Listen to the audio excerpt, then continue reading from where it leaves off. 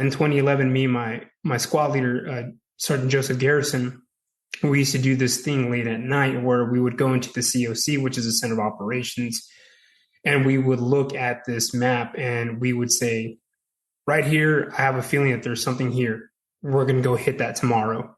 And we'd go hit it and we'd find an IED cache. Really? Yeah. And so how do you explain that? This is Meredith for Real, the Curious Introvert, and I'm Meredith. I explore the questions people think but don't ask out loud, either because they're taboo or thanks to cultural hypnosis. My mission, and yours if you choose to accept it, is to inspire curiosity by exploring the nuance and paradox of our world. Each episode is different, so bring your ADD and your earbuds and have a look around. Hey Curiositors, it's me, Meredith. Put on your thinking caps, because this episode is a doozy. I feel like that was the most Midwestern phrase ever. Thinking caps? Doozy? Anyway, my guest epitomizes the paradox that I love featuring here, and hopefully that you've come to love hearing. He's a combat veteran who served in the Marine Corps. He's passionate about mental health and got dual degrees in philosophy and religion. So you'd expect him to be a fairly serious guy, which he is. What you don't expect is for him to talk about how he used precognitive abilities during his time as a Marine. That is the paradox that I love. He shares how the government trained him to use his ability, how he uses it on a daily basis, and why he thinks it's a mental health solution, and how you can develop it yourself. He was a really great guest. If you're wondering where I find guests like these, I get asked that a lot, and the source is pretty different for each guest. So I started putting the source of each guest in my Monday email, along with the regular info about the episode. On Saturday, I also send out a Cliff Notes and clickable links email in case what you heard was so good you wish you could have taken notes, or you want to check out a resource that my guest mentioned. If you're not getting those and you want to be included, text REAL to 66866 if you're in the U.S., or go to meredithforreal.com if you're elsewhere. If you already get those emails, you're probably one of my amazing loyal listeners. Thank you so much for that. And if you're new here, welcome. Around here, we press play to get curious, to disrupt the algorithm, and to grow into better humans. We talk about everything from cannibalism to cannabis. So bring your ADD and your earbuds and have a look around. There's no specific order to listen to episodes, and if you end up liking this episode, you'll also like the one with the atheist scientist who studied near-death experiences for 50 years. It's episode 93. All right, enjoy the show. The sixth sense, precognition, intuition, the spidey sense. Whatever you call it, it's the stuff our favorite spy novels are made of. But what if it's real? And what if the U.S. government helps combat soldiers develop it to make safer combat decisions? My next guest's Marine squad leader training included learning about and using a sixth sense. He completed 3 combat tours in Iran and Afghanistan as a Marine rifleman from 2006 to 2011, where he both listened to and ignored precognitive warnings. After earning dual degrees in philosophy and religion from the University of North Carolina, he now works as an independently contracted mental health consultant and says he still uses his sixth sense training every day. Today, he's going to share a little bit of military history around this topic and his personal experience, and how we might all be able to upgrade our senses. Activist for mental health, optimist for humanity, Jose Herrera. Welcome to the show. Gracias, Meredith. Thank you for having me on. I'm so excited to have you on. You are one smart and fascinating dude. So I just hope that I can keep up. So we'll see. I think you will. Thank you for your optimism. I think we've all heard rumors about military experimentation with precognitive abilities. But for me, at least, I just assumed they were a little bit exaggerated, or maybe something that was in the quote unquote old days, before advanced technology. But you're proposing that tapping into this organic asset is advanced technology. Yes, totally. So it's my belief. There's some other people who fall in this category that think that precognition, depending on where it's located in the brain. One of the scientists at Stanford University, his name is Gary Nolan. He's done preliminary work on a brain region called the and putamen. And he studied a cohort of individuals that came in contact with anomalous craft and people that had been targeted by directed energy weapon systems. Essentially, what they found within the functional or the fMRI scans was brain regions that look like dead gray matter, but it really wasn't. It was highly dense fibers in that general region. And when you look at the basal ganglia area, it's associated with high functional motor cortex, like moving, being able to know your location, find your location, higher order reasoning. And so there's some folks who, like I said, look at the biological aspects of that and say, okay, if anomalous cognition were real or precognition were real, then this might be the area where information is being processed. And so we're able to utilize things like measurements, biofeedback from the central nervous system. And there's been various studies throughout the decades, which I discuss. Maybe we'll tap into it, but essentially there's a thing called presentiments or premonitions. And one of my colleagues and collaborators, Dr. Julia Mossbridge, did a huge meta-analysis that covered, I believe, 26 reports that covered 40 years. And essentially what they found was the body had a physiological effect knowing 0 to 10 seconds prior to a stimulus. And they used a series of random number generators, a series of images in order to test that out in laboratory settings. And the battle space is a little bit different. You don't have access to random number generators. It's a real world. So the decisions that you make on the spot mean life and death. Right. And I feel like in my personal life, when I've had a premonition, I have had two that, well, three I could probably share about, but two more recently as an adult that were about an impending bad thing. Like it was physical danger where I felt like something bad was going to happen and I couldn't put my finger on it. And then I almost drowned. And it was with a group of people and I said, hey, I feel like something bad's going to happen. So let's just all be really careful. And then I was the one that almost drowned. And then, another one was I, had a feeling that my husband was going to get in a car accident and, I could actually see it in my head. And 2 hours later, he got in a car accident. So is it always like bad stuff? Do we ever have precognition of, I am going to get a raise? You know what I mean? Yeah, no, totally. So the way I view it is I see it as a built-in encrypted network design for saving lives. And so it's a survival instinct that's just faded over time because of evolution? Yeah, in a way. There's a psychologist by the name of Eric Wargo who looks at the survival mechanism.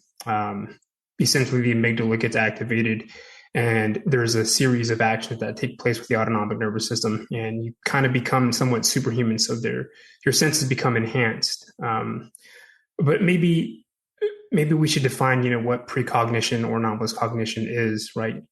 So you're receiving information from a future point in time. We don't know how it's getting back to us, but we're processing it in real time.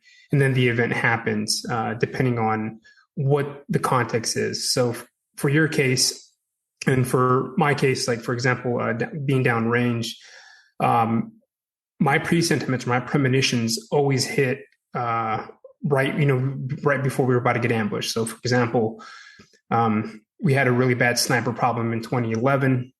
These Taliban snipers were hitting us from 600 meters away. And you could feel when you were about to get shot at. And it gave you enough prep time in order to either one, hold the patrol or adjust accordingly to it so that you're not taken by surprise.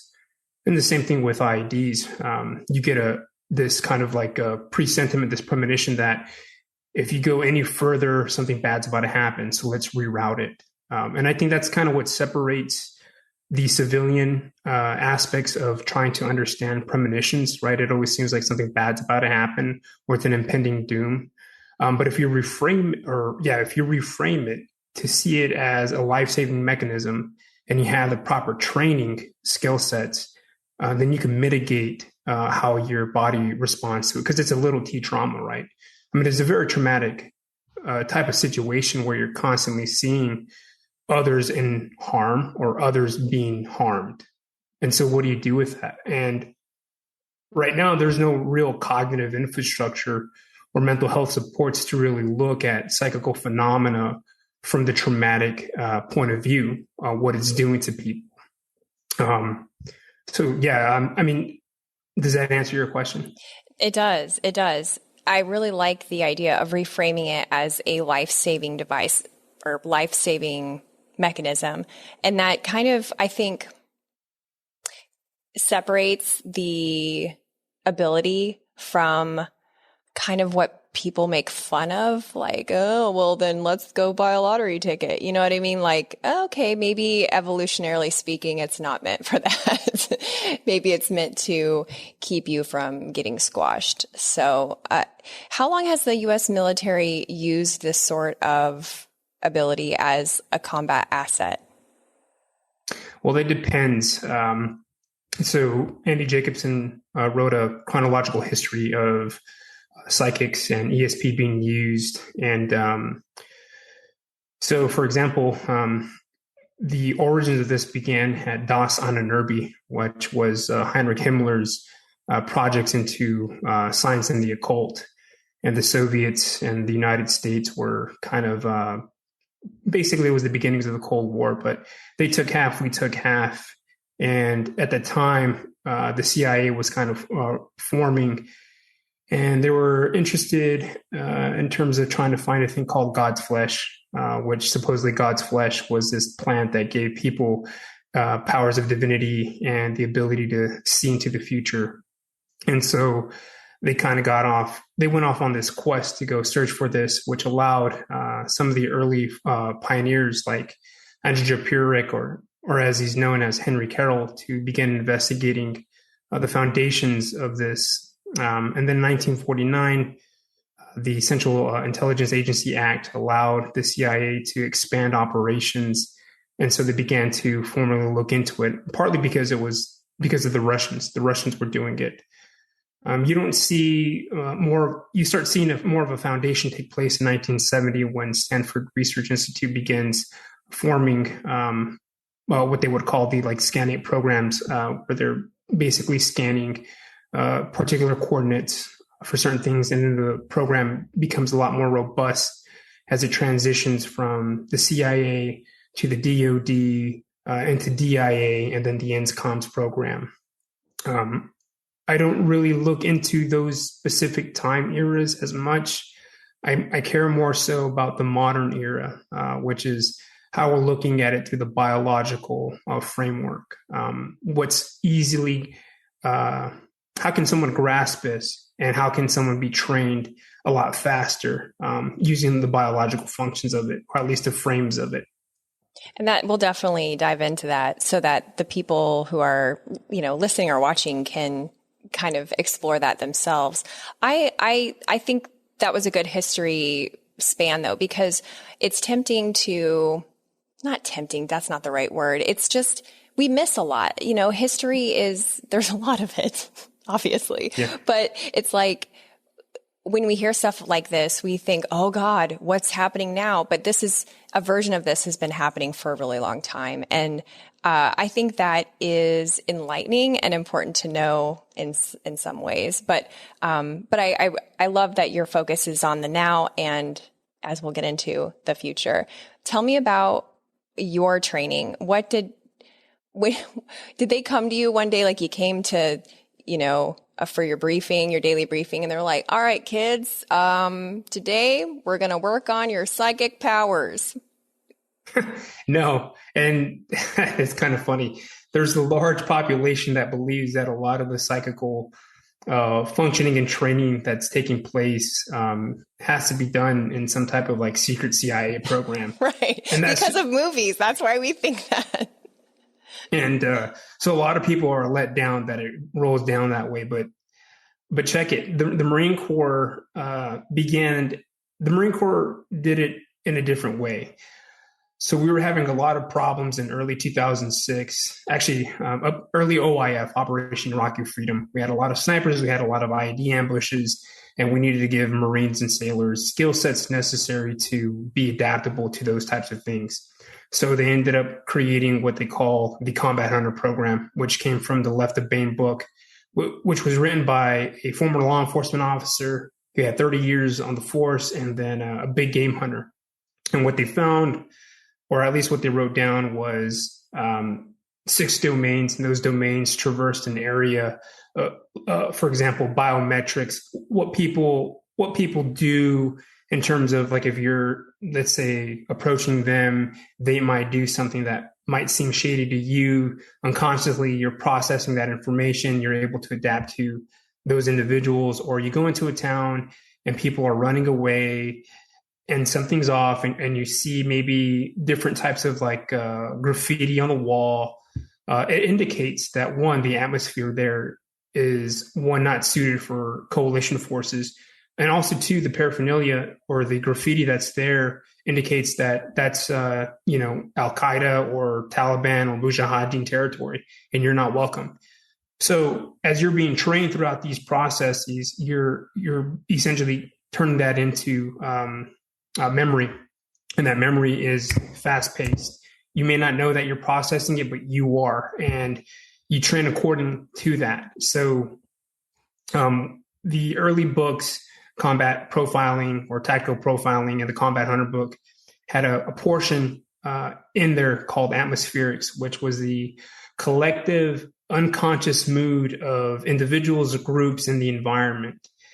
And in that portion, it contained, the sixth sense. And, and they gave an example.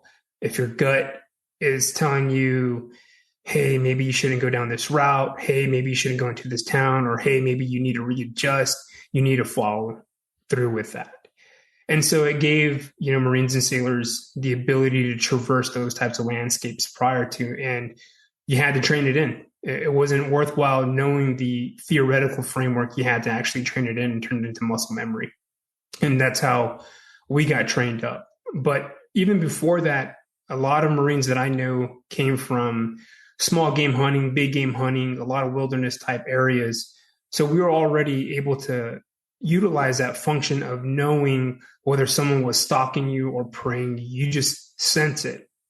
And, today, the best way to really understand that is a thing called interoception, which uses a brain region called the insula, which allows you to track your nervous system.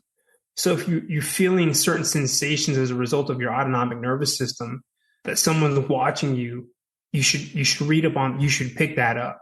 And if you're in tune with yourself, then you should be able to pick that up. So you just readjust to it. So going into the Marine Corps, learning an additional theoretical framework and then putting it into practice through training and then deploying in real world situations, it became a very potent, mix. You're well endowed with the skill sets to navigate something that's inherently chaotic and sporadic. Is this like elevated situational awareness that happens so quickly that you have no time for internal narration? Like, I see graffiti, I see people running away, and what would be considered spooky is actually just being situationally aware? In some instances, that's the case. Yeah, absolutely. And this is why so we're going to kind of get maybe into like not a debate, but more so a kind of like a conflict here, right? So if it's biological, then it's really not like the supernatural thing. Right. Well, we still don't understand the mechanism of how information is coming from the future. And it also depends too, right? Because precognition or presentiments and premonitions are a category of this overall framework, right? We're not really necessarily scanning, trying to target a specific location or target profile in some area that we don't know about, but we're picking up something. What is that we're picking up? And so the common held belief is that the human has five senses, and that comes from Aristotle's De Anima, book number 2. But in fact, the human has maybe 21 to 33 senses that we don't normally talk about or normally know about. And as a result of that, we leave a lot of areas. We leave a huge gray area where the human doesn't know how to actually utilize those functions or understand those functions. So, attempting to really absorb a situation is kind of a funky area. In one sense, like, for example, take the dowsing, map dowsing, for example. So map dowsing, we used to get these satellite maps, had topography, had building locations, ... And we had a huge area of operations. And typically your team leaders and your squad leaders would huddle around this thing and you would navigate it and say potential areas for patrolling or potential areas for caches. And in 2011, me and my squad leader, Sergeant Joseph Garrison, we used to do this thing late at night where we would go into the COC, which is the Center of Operations, and we would look at this map and we would say, right here, I have a feeling that there's something here. We're going to go hit that tomorrow. And we'd go hit it and we'd find an IED cache. Really? Yeah. And so how do you explain that? How do you explain that? So again, that's the paradox of this idea of precognition or anomalous cognition, where you're getting that information from. And again, Marines are really in tune with their bodies. That's why they harp on, physical readiness, spiritual readiness, mental toughness. So for us, it was more of a biological sense rather than a kind of like, I'm going to get into the dreams or the visions. Now those did come. And so maybe I'm jumping ahead here, but so part of the reason why I view precognition through the biological framework is because one, most DoD components today are not going to want to hear that crap. They're going to want to hear something that's applied, right, practical, and easy to use. But also too, because the way war has evolved today, I use this thing called the meta-war paradigm, and I really look into what they call the non-kinetic spectrum, which is basically influence operations, maybe directed energy weapon systems, narrative warfare, mimetic warfare, things like that, things that really target the brain and cause a massive disruption within dopamine, endorphins, cortisol levels, norepinephrine. I mean, just really create a whole chemical cocktail where it incapacitates an individual. Well, if you incapacitate an individual through those functions, through those biological functions, using those chemicals by a series of information, then you're basically taking out their intuitive ability, your systems 1 and your systems 2. Your systems 1 mean more the intuitive process, that unconscious, quick, rapid decision-making ability, and then the analytical reasoning where you're so freaking chemically jacked up that you can't make a decision, whether it's long-term, short-term. I mean, you're talking a little bit about like social media, digital nonsense, right? Where people are like zombified in a way that to their environments, that they become, as to use your word, incapacitated to have free thought and definitely not higher level thinking. That's part of it. Yeah, that. That's a huge part of it too. But also too, it's actually used in real time. You take ISIS, for example. 1,500 ISIS fighters were able to take the city of Mosul, which had a huge, Iraqi army element there. And they were able to take Mosul as a result of mimetic warfare on Twitter.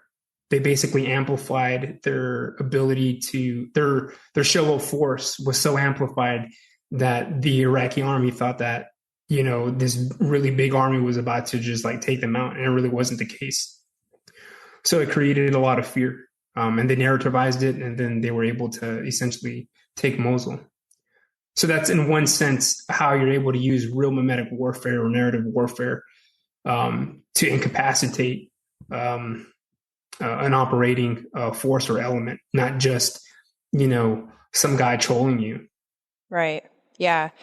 That is so fascinating. So in your experience as Marine, were there standard operating procedures for you to say to your commanding officer, hey, I have a gut feeling we should go here or should not go here?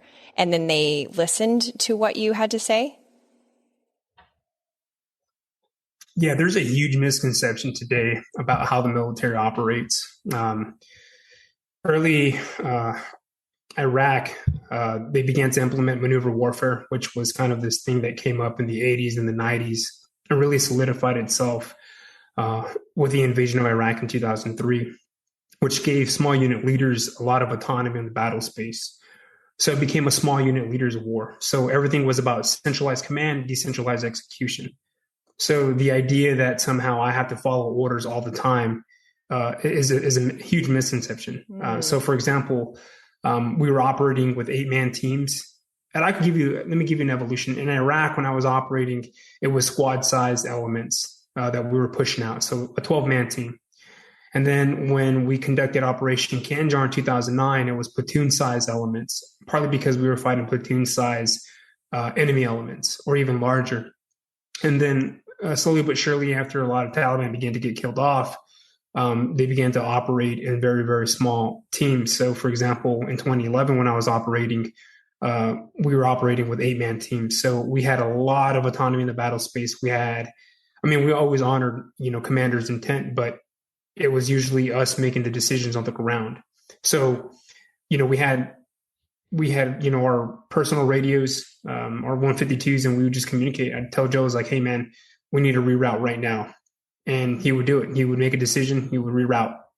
Or, hey, we're about to get hit. Be ready. And boom, 3 seconds later or a second later, boom, we get hit with an ambush of some sort. Wow. We just knew. And that's part of the training, right? Is that you're literally biosyncing to your brother, but you're also biosyncing to your fire team, your squad, your platoon, and everyone that's operating with you. So you become this super organism where you're able to receive and transmit information, whether it's verbally, whether it's non-verbally.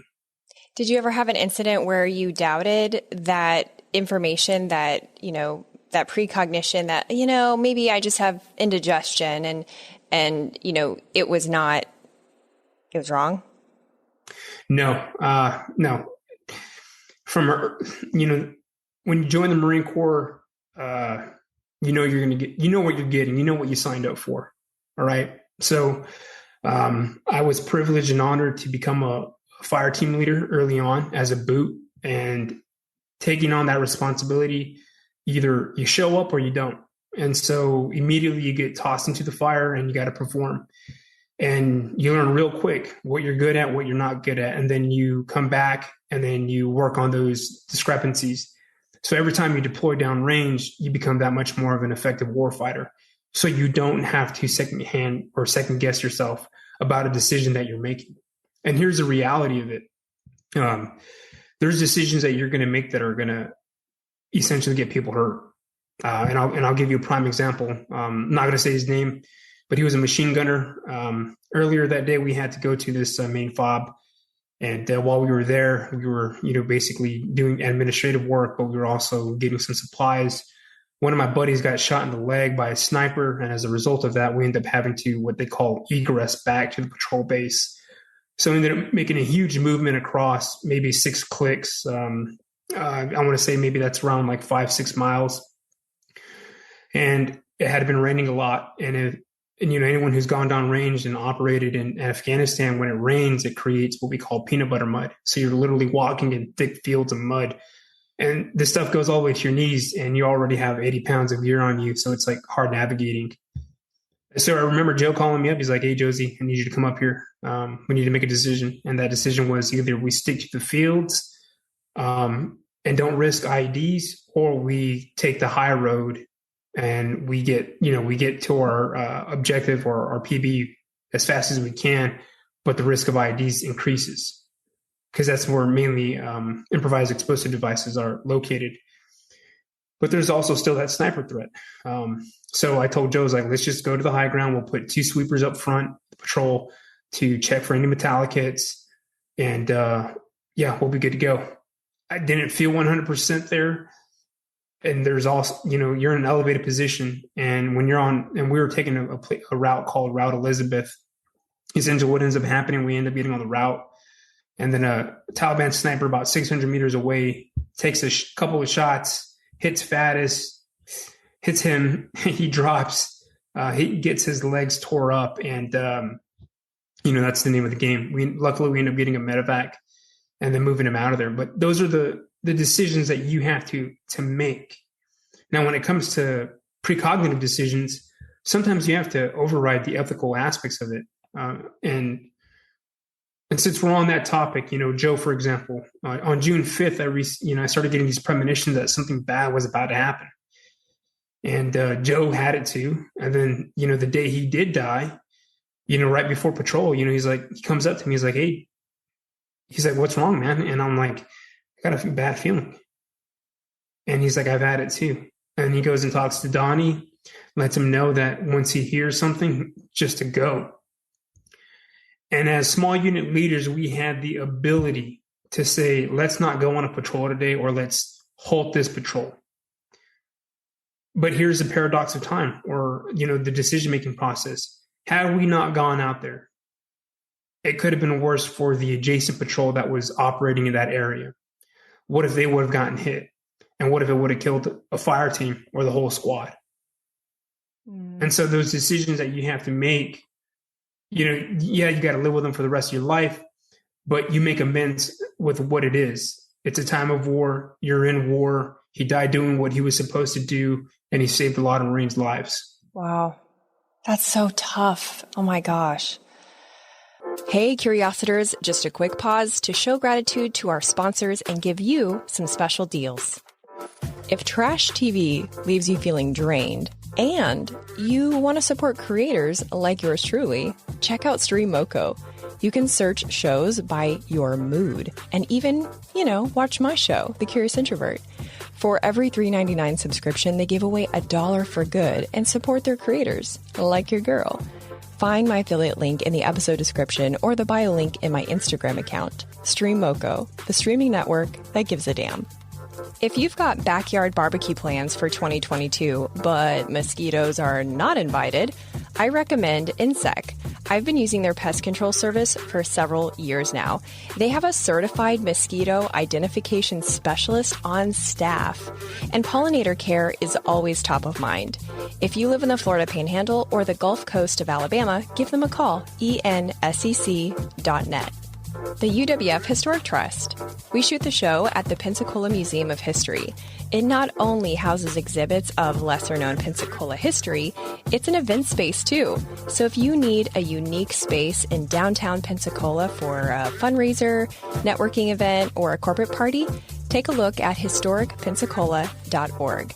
And if you want to tour one of the 12 museums, get your tickets in person so you can show the agent one of my emails and get $2 off an adult ticket. Get emails by texting REAL to 66866. Now back to the show. So now in your role as a contractor for the military, you've said you use the Sixth Sense in your everyday work? Well, so I'm not operating anymore. I do different types of work out in the community, here at home, or just traversing the everyday life. And so those skill sets remain with you. And that's a perishable skill set, right? So if you're not practicing it, you're going to lose it. But it also evolves. And that's the other piece that I wanted to hint at is, sure, you can, the pre-sentiments, the premonitions, the psychophysiological effects that you get from like a gut feeling, or maybe it's a vision, or you just know something is up, you just can't explain it. That ends up evolving into precognitive dreams or visions of the future. And that's the stuff that gets really wild, because you can't really interpret that. Yeah. And now that, quantum mechanics is coming a full way around, and we're developing certain languages like quantum entanglement, we're beginning to understand retrocausation. So we understand how information from the future can travel back to the past and affect the present. But we still don't really know how it works. We just know that it works. And that's really my message today is, for all the so-called skeptics out there, I was like, all right, well, give me the money. I'll take you down range. And then I guarantee you real quick, you're going to find out whether you got it or not. Yeah. Well, you said it's a perishable asset, which also means it's, something that you, as you alluded to, you can develop. Is there are ways that just the average Joe and Jane can develop this for practical daily use? Yeah, absolutely. So let's look at it through like a tier system. So let's say you want to dabble with it. There's apps, on your phone. Really? At the Google store. Yeah. Dr. Julia Mossbridge, she has a premonition code where you can go online and you can sign up and do some tests. One of her colleagues at IONS, the Institute of Noetic Sciences, Dr. Dean Radin, he also has a couple of programs where you can actually go and test to see whether you have this ability or not. That's so online. crazy. That just blows my mind, because when I think of like, oh, the first step is go online. I mean, I'm going to be honest, that is not what I thought you were going to say. But when I think about, well, first you go online, I mean, immediately I think, do you know who Teal Swan is? She's she's some cuckoo cult leader lady on YouTube. And she's just, there was a Netflix special about her recently. She's special for sure. And it's like all the stereotypes of what people think of when they think about this category of stuff.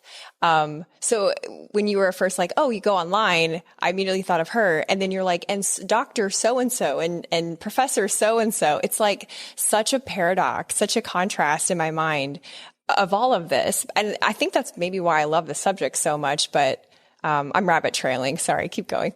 No, it's fine. And remember, it's a tier system. So I said that's one way you could, you could do that.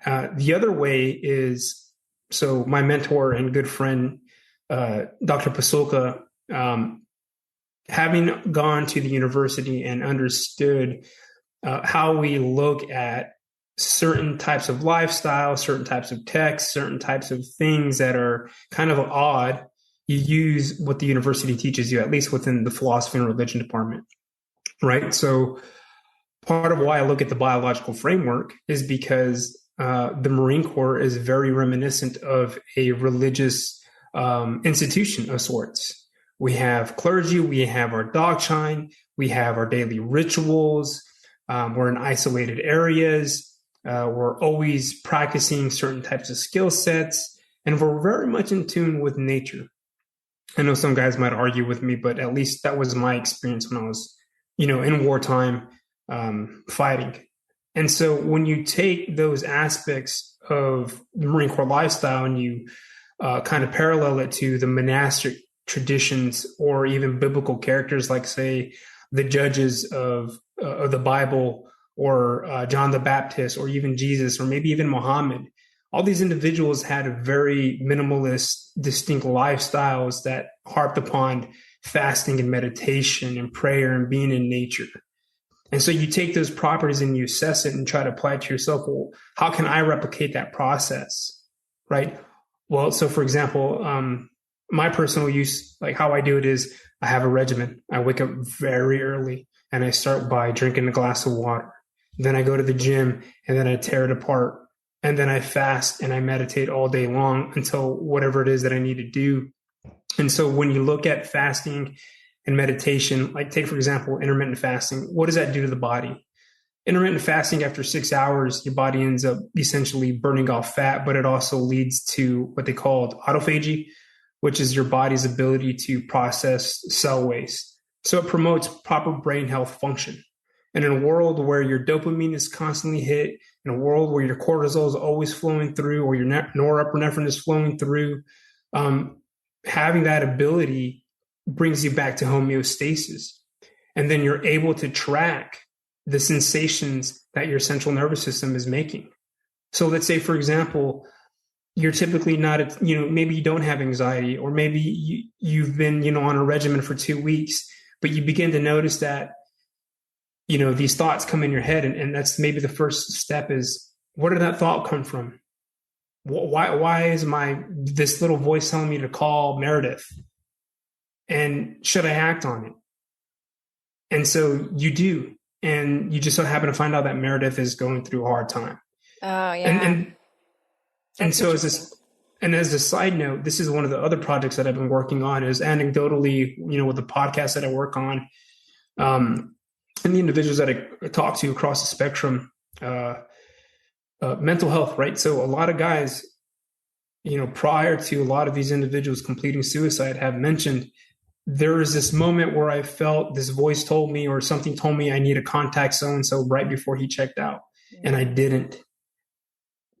And so you have to act on it, right? That's one aspect of it. But also too, in your daily life, presentiments. You may be going to the store and all of a sudden you get this weird vision that there's going to be a car accident or something. What's it going to hurt to hold off a little bit? Right. Or just wait a few moments? And so that's one aspect of it.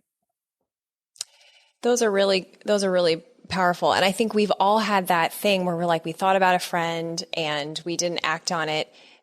And I can only speak for me personally. I have that somewhat often where I think of someone out of the blue and then I don't act on it. And I find out like around that time that I was thinking of them, they were going through something. Why didn't I act on it? Because I have a busy mind and I was doing 10 things at once. And, there was dirty dishes in the sink and I was distracted. So that's really interesting. I don't think I ever made the correlation between these like precognitive, I don't even know there's so many names for it. You know what I mean? Those nudges and the ability to be present within myself and to have the ability to respond to that. I never equated having a busy or chaotic mind with being dangerous potentially because of not heeding an internal warning. That's definitely a new thought for me. This is really interesting. As we close, I would love for you to comment on something that you said off mic. You said that the precognition frame is our only hope out of this meta crisis / mental health crisis. Can you explain how that's true? If this isn't just a party trick? Yeah, sure. So let me throw out some numbers real quick. Since 2001, there have been over 120,000 veteran suicides. Currently in the United States, there are 52.9 million people with what they call AMI or SMI. That's any mental illness or any serious mental illness. Increasingly, we see, to me, everything is weaponized, and every person in the United States is a combatant now as a result of the internet and smartphone abilities. Persuasive technologies and its platforms have been able to essentially been utilized for the purposes of foreign actors, state-sponsored actors and proxies to essentially undermine the United States. I look at everything through the non-kinetic spectrum, not everything, but most things. And if I wanted to essentially make little of the United States' sphere of influence worldwide, I would target the cognitive infrastructure, which is something we lack. And just to bring that into numbers, here in the state of North Carolina, there are over 2 million people that do not have any type of mental health support. There's 11 million people in this state. 2 million of them are vulnerable and at risk. So the current information ecosystem, the current internet, I don't believe the internet is the real internet. That's not the internet that I know of. That's the real internet. I call it the noosphere, which comes from Pierre Desjardins. I read that in Dr. Diana's book. I love that. Explain it. Sorry to interrupt you. I just got really excited. No. So what if the internet wasn't designed? I mean, the internet was designed, to do wonderful things, right? And it evolved into doing wonderful things. But the internet that I know, which is a biological encrypted network, which is meant to, help each other excel in different areas of our lives, not use each other as a means to an end, and then see a part of ourselves as one another, is through the use of precognition. And when you're talking about precognition, you have to begin to adopt a different regimen, a different lifestyle, a social media diet, a diet to your technology in general, what you're absorbing. The news does no justice talking about disinformation to what it really is. And, I take a cue from Dr. Jeet Maan, who is an expert in narrative warfare, but this is about warfare over the meaning of things, not the information, over the meaning of things. And when you're able to transport or assimilate a person into a pathogenic narrative, they begin to adopt certain traits of those fictional characters or those fictional elements. So if I'm take, for example, the QAnon phenomena, that's a gamified alternate reality game. And look at what happened as a result of it. You get January 6th. And so if we were to take precognition serious as a biological function that is a somewhat of a first responder protocol to some type of potential harm in the future, then it could allow us to create a more resilient community. And there's a whole entire process that I discuss of how that's broken down. And I call it the O33 program. And the O33 program essentially takes an individual, schools them up in all these different parameters, teaches them about the evolution of warfare, the current operating and security environment, teaches them about how information is being weaponized and how it actually affects the brain and the body. And then tasking them with a kind of cultivated but safe package where they're able to essentially biosync to another human being. So you put them through a sustainable agriculture program where they're able to grow their own crops. They're able to experience the idea of failure. You create a kind of like a bond as a result of the minor sufferings. And we need that in our lives. And as a result of that, if you can do that and then give them an immortality project, which is to really look into the cognitive infrastructure, mental health support, which does need to be revamped and reframed, then that's going to be their job.